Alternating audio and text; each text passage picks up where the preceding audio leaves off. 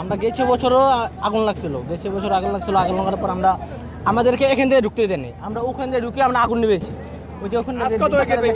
আমরা আজকে ভেঙে ফেলেছি। হ্যাঁ, আমরা গেছে বড় প্রতিবাদ করতে চাইছি, প্রতিবাদ করছি আমরা, কিন্তু ওনারা মনে করেন ওনারা তো প্রভাবশালী ক্ষমতাশীল, ওনারা মনে করেন ঘুষ টুস দেওয়া মনে করেন এখানে আবার চালু করাইছে।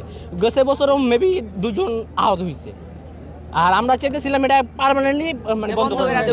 আমরা চাইতেছিলাম এটা হলো যে গ্রাম অঞ্চল যেরকম আমাদের চরাইলে বা বাগনা ওইসব গ্রাম অঞ্চল আছে, বড় খালি ময়দান আছে, ওখানে এসব কারখানা চলে, আমাদের এখানে এসব কারখানা চলে না।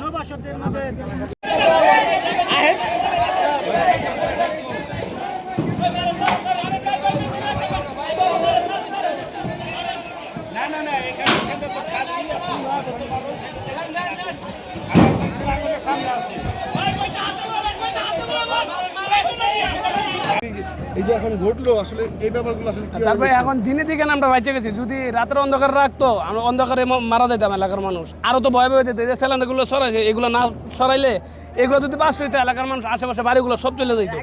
এই বাড়িগুলো থাকতো, আমরা রাতের অন্ধকারে মারা গেতাম। আমরা তো যখন হলো কদমতলি ছিলাম লায়নের এদিকে দেখি ধোঁয়া, পরে এদিকে আসছি তখন আমরা হাতে গোনা 10-12 জন ছিলাম।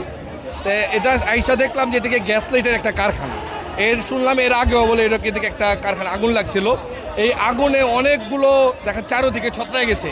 তখন আমরা কি করলাম, সবার জনগণে এই বাড়ির খাতে থেকে ওদিকে থেকে পানি মারা শুরু করলাম, বা যেগুলো পলিথিন জাতীয় প্লাস্টিক জাতীয় জিনিসগুলো ছিল আমরা নিজেরা সবাই মিলে সব কিছু জনগণের সব চাপাইছি। তারপর আস্তে যে প্রশাসন আসলো, তারপরে হলো ফায়ার সার্ভিস আসলো, ফায়ার সার্ভিসের পাইপগুলো ওদিক থেকে আমরা জনগণ সবাই স্বতঃস্ফূর্তভাবে কাজ করছি। না, ভিতরে এখনো আমরা জানতে পারি না যে ভিতরে আছে কিনা।